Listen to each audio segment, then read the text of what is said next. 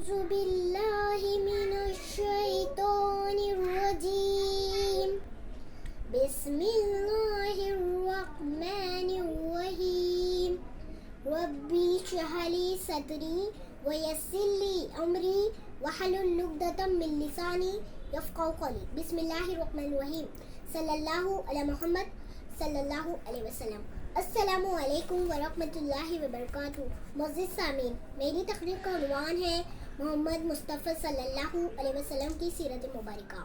حضور آئے تو اندھیروں سے نکل کر نور آیا، حضور آئے تو اندھیروں سے نکل کر نور آیا، حضور آئے تو لوگوں کو جینے کا شعور آیا۔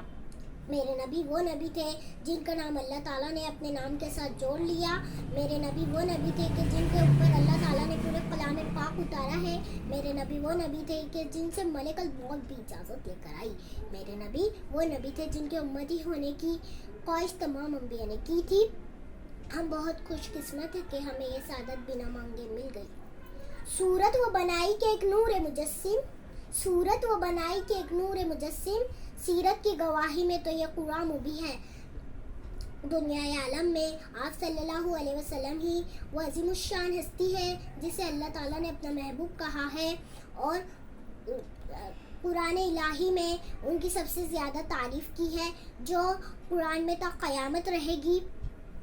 میرے نبی سرکار دو عالم تو بادشاہت میں بھی فقیری کرتے تھے، ان کے پاس نہ سونا تھا نہ چاندی تھی، اب تو ٹوٹی چٹائی پر بھی سلطان نظر آتے تھے۔ میرے نبی کے چہرے پر نور، لبوں پہ تبسم اور نگاہوں میں بجلی تھی۔ میرے نبی کے چہرے پر نور، لبوں پہ تبسم اور نگاہوں میں بجلی تھی۔ میرے نبی کی طبیعت میں نرمی تھی اور شخصیت میں وقار تھا۔ آپ کا حسن بے جمال تھا اور سیرت بے مثال تھی، اور آپ کی سیرت ایسی تھی جس کی وجہ سے آپ کے دشمن آپ کے جانساز ساتھی بن گئے تھے، ظالموں کے نشانے پر تھے، لیکن میرے نبی روشن چراغ بن کر آئے تھے جن کے دم سے دنیا کے ہر کونے میں اجالا پھیلا۔ میرا نبی کفار اور ظالموں کے نشانے پر تھے، لیکن حوصلے ہمیشہ بلند تھے۔